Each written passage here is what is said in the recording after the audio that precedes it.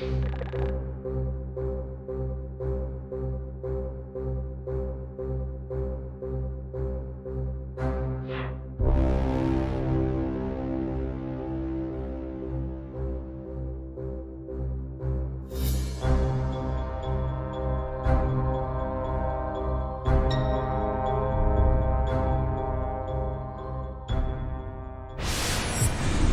you very much for coming on the show. Why did you want to be mayor of Utica? So I've been, as you may not be aware, I've been very much involved civically for my entire adult married life. Father of 5, involved at Notre Dame, Our Lady of Lourdes, Blessed Sacrament. I've coached softball, basketball, baseball. Intimately involved with a lot of some of the nonprofits, Stephen Swan, Kids Oneida. So I was always very active, and at the time, my family members have never been involved with any type of political knowledge at all. I mean, my father worked at Rome Cable, my mother was at Tri-State Laundry. So at the time, because of my involvement, somebody approached me to run for common council, and at that point, I had really no ambitions, but talked to my family, and they said, go ahead, see what you think. So I went for this screening in front of the Democratic committee, and indicated, that I have 5 children and that I love this area, and that I'd like to have the ability to bring people together, and didn't make a difference if a Republican or a Democrat. And they said, well, if it's something that we want you to do, and it's a Democratic idea, would you support it? I said, if it benefits everybody else. I said, but if somebody came to me and it was a Republican idea which benefited everyone, I would look at that also. And needless to say, I was not endorsed at the time by the Democratic, so I had a primary. And I guess fast forward, I was very successful as a council person. My background is sales and marketing, and I stayed in touch, and I'm a council person for 14 years. Was a Deputy Public Safety Commissioner, City of Utica, Codes Commissioner, Weed and Seed Liaison, recognized with DCJS, and I guess my passion and my straightforward thinking is bringing people together has been beneficial for not only for my family and the philosophy that I have, it's God, country, family, and we are here today to talk about moving the city forward. And in 2012, when I took over, the city was in very dire straits, financially, economically, and I would even say as far as a marketability of the city. And we're doing much better at this point. We're financially stable. We have an explosion of great economic development in our city. 11 city-owned commercial buildings have been sold, repurposed, with millions of dollars infused into it. There's a different feeling about the city. I think people are proud of the city once again. And it's basically, I think, bringing a team together, because you're only as good as the people that you put together. And I have a great team that we bounce each items off each other's thoughts. And I think you can look and see the turnaround in the city. And hopefully we continue to make this going, and that my grandchildren, who I have 12 of, have the benefit of being able to stay here if they desire, and not to move because there's nothing here. Mm-hmm. Do you support the hospital downtown? Yes, I do. Why is that? Well, I think first and foremost, one of the things that we've complained about over the years is that everybody bypasses the city as far as getting all these grants, funding. We had the opportunity through both of our state representatives, along with the governor, of this $300 million for consolidation of the hospitals. They did their analysis of looking at multiple sites. They chose Utica as one of the sites, and I fully support that. And I think if we, as I speak about moving down the road, I no longer will be a mayor, but you have to have the quality of life ingredients, and healthcare is a huge component of keeping people in this area. And the fact that they came up with the site of in the Columbia Street and Lafayette Street, I support that, and I'm looking forward to hopefully having a state-of-the-art facility in the Utica, New York, and greater Utica area. Mm-hmm. But we're not getting any new medical equipment as a part of this new grant You're this getting money. new technology, you're getting new rooms, you're From getting what new they said- facility. From what MVHS is saying is that they're moving the old equipment from St. Luke's and St. Elizabeth's to the new building. Well, they'll be moving the newer equipment, but I'm sure that there's going to be, as they develop, there's going to be new equipment coming in there. That's going to be part of the overall plan. It's very no different than when you buy or build a new home. You bring things in there, but you also are bringing in new things that are going in there. It's the technology. It's the fact that if you want to attract doctors that are going to med school and they have the option of looking throughout the radius, they need that quality of life. If they're going to raise a family, if they're looking to invest into an area, I think they want an area that they're going to be spending hundreds of thousands of dollars on their education. And I believe at this point, if you have a new state-of-the-art facility, that will be an opportunity to kind of encourage and bring some people in here. And as I did indicated, the fact that if you're looking forward, we have 2 older facilities, one close to 60 years old, one to 100 years old, and there's not enough money that can go in there to, I think, to repurpose them. And I think if you look to the future, I think a state-of-the-art facility is exactly will be one of the emphasis that as we move forward. It's not the only thing, the quality of life, as we talked about the development of our downtown, we talked about the development of all these new housing projects going out in Utica and the harbor, the auditorium, the Nexus Center, all these new things. People are feeling better about the city. I just think this is a continuation of the quality of life and people that, you know what, if you want to have that big city feel, in a quality of life, I think with a new hospital, that's going to be able to generate that type of continuation of excitement. Mm-hmm. So there's going to be a new parking garage also involved in this. Talk about what the parking garage will be used for. Is it going to be used solely for the hospital? Is it going to be used for other projects in if the you've region? interviewed majority of the other owners of this and so forth, this is going to be utilized for the hospital along with people that'll be frequently in the downtown area and as we expand and grow. So it's going to be a multiple use facility. That's why you're having partnerships at this point between MVHS, the city, and Oneida County. Mm-hmm. I want to read you some numbers here that talks about the hospital. It compares the proposed downtown hospital project to the new hospital project.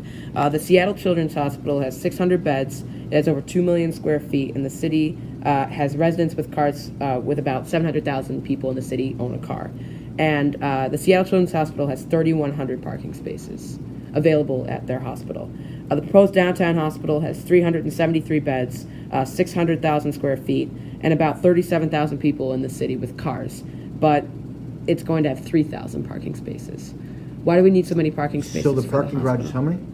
The parking garage, I think, is 1,500. Okay. From what I understand, then there's also going to be an additional 1,500 with flat parking. Mhm. Why is there so Surface much parking. parking? Surface parking. Why is there so much parking needed for the Well, I guess they probably hospital? have done the analysis, and I think what they're looking for is that potential open site surfaces may be not just parking, it may be down the road for future development of medical facilities.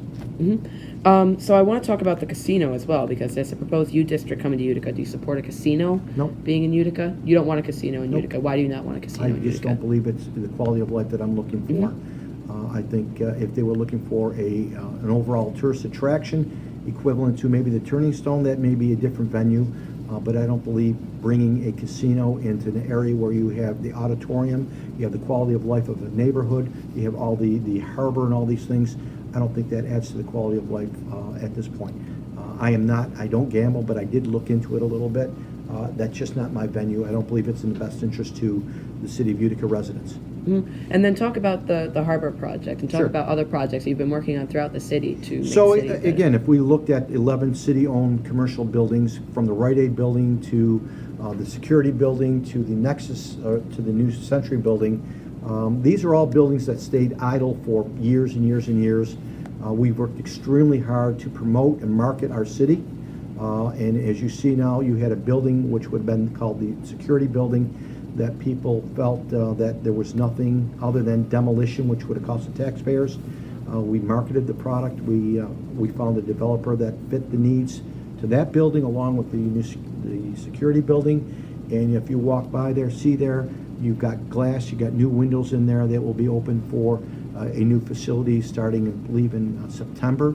Announcement in the security building, which is a beautiful historic building.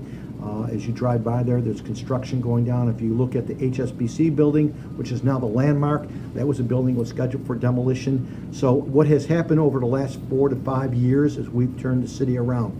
If you go back to the Bozzard sites in West Utica, that stayed idle for 20 years.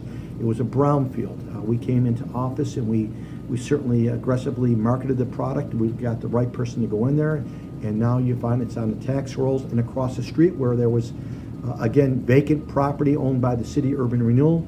We partner with the rescue mission, and you're having these homes being built at this point. So every segment of the city, something's happening. You look for in North Utica, you have Aldi's. That was a former Rite Aid building with nothing happening at this point. We reached out to Aldi's, Stewart's, which was never into our facility. If you look over here on State Street, that was a vacant building, which is no longer a vacant building. Culver Ave, that was a gas station that quite frankly didn't have the curb appeal that Stewart's has. And the reason is the people like the momentum of the city. They like where it's going. We're a very warm and welcoming community. I think when you talk about the Boilermaker and the people come in here, they feel the warmth of our people. So when you're having the opportunity to market your city, you can market it all you want, but once they come in here, they actually feel it.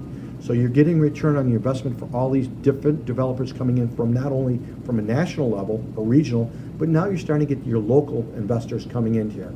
The ConMed building, the Doyle Hardware building, infusing millions of dollars into it.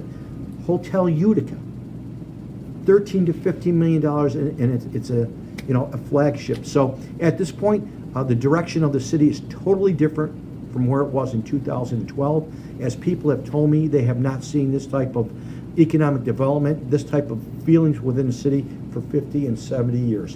And I think a lot of that is bringing people together, and it doesn't make a difference if you're a Republican, you're a Democrat, you're a conservative, you're a liberal. The bottom line is we all are in this to make a better city of Utica for the future. And the way the city goes is how the county goes. So the greater Utica area at this point, I think, is people point to us to saying, you know what, financially we had difficult times. We rectified that. We had hard decisions to make. We had to make some cuts. We're very lean of what we're doing, but we, quite frankly, had a fund balance of a negative 15,000. We have surpassed this. We've been upgraded by all three of the major financial institutes, Standard & Poor, Fitch, and Moody's. So, I mean, you could talk the talk, but you have to be able to show the facts that are happening. And all you have to do is walk up and down Genesee Street, go to West Utica, go to East Utica, go to North Utica, look at Cornhill. Roosevelt School, unfortunately, was an abandoned property that the city, unfortunately, foreclosed. We become someone with the responsibility. We had to have demolition of that, but now we partner with MHA. Now you have quality, affordable housing that's going to, again, stimulate the Cornhill area. So it's a great time for our city. And going back to the hospital, I think this is the continuation of this train that's moving forward, that's going to be benefiting for us, for you, as you grow and you have the potential of adding your family. This is the area that I guess I use the terminology, this will be the best little city in America. Mm-hmm. Best little city in America. We have all the quality of life of a New York, of a Miami, of a Chicago. You have the arts, you have the education, you have the people, you have the restaurants, you have all the amenities you're looking for. And one thing that they can't have in the larger cities is a community that's warm and giving, and that's what we have. Mm-hmm. What exactly, do you know what's going on with the U District, the project, the proposed? So the Nexus Center is something that I think is moving forward at this point. I support it. The CFAs are out at this point. We are our partner with that. And I think that, again, that's a tourist attraction. Tournaments, we see how great hockey is throughout this region. And I think that's going to be, again, with the hockey, the soccer, potentially the advent of lacrosse. That is the area that, again, you'll have the auditorium, the Nexus Center, the harbor. Hopefully we'll have an indoor water park. You become a tourist attraction. Look at the proximity of the Thruway. There is no other city off the Thruway that gives you that instant coming off, going right into a venue of great restaurants, accessibility, getting into a harbor, the auditorium, you're downtown. The ease is there. Or you want to go, you got all these people going up spending millions of dollars with the beautiful Adirondacks. Guess what? Just know all you do is come off the 12 and you're into the city of Utica. We have a gem in this great city, and you know what? We're starting to show it, and people are starting to recognize it and appreciate it. We're always going to have disagreements. That's part of life, and what you do is you don't walk away from it. You understand it, and you develop it. Are you willing to use eminent domain if businesses won't move out of the hospital I footprint? think, you know what, at the last resort, I don't think that it'll come to that. But if it is for the future of our city and moving forward, I think that is something that you have to consider. And the city has considered that. Who were your role models that inspired you to get into politics like this? Who would be my role model? My parents. They worked hard. We lived in a two-family home, didn't know the difference between owning a home or not. The values of being a Christian and treating people equally. As Martin Luther King, I mean, there's so many people, John McCann. I mean, you got people out there that at some point you don't understand how great they are until unfortunately they leave and the legacy they have left. But again, I'm very simplistic. I'm a Democrat, but I'm a Republican, and I'm conservative, and I'm a liberal. There are certain tastes on each side that I may agree with or I may disagree with. I try to bring people, I think leaders, strong leaders, bring people together. You don't divide and conquer. I had your mother as a coach, and she could tell you, everybody on that team was part of the team. You never knew when you would have to plug somebody into a position to make a difference. So our scrimmages that we had in our practices were more intense than our games because we were prepared. But we were close, we were a family, and that's how you win. And that's when you lose, you give it 100%, and that's fine.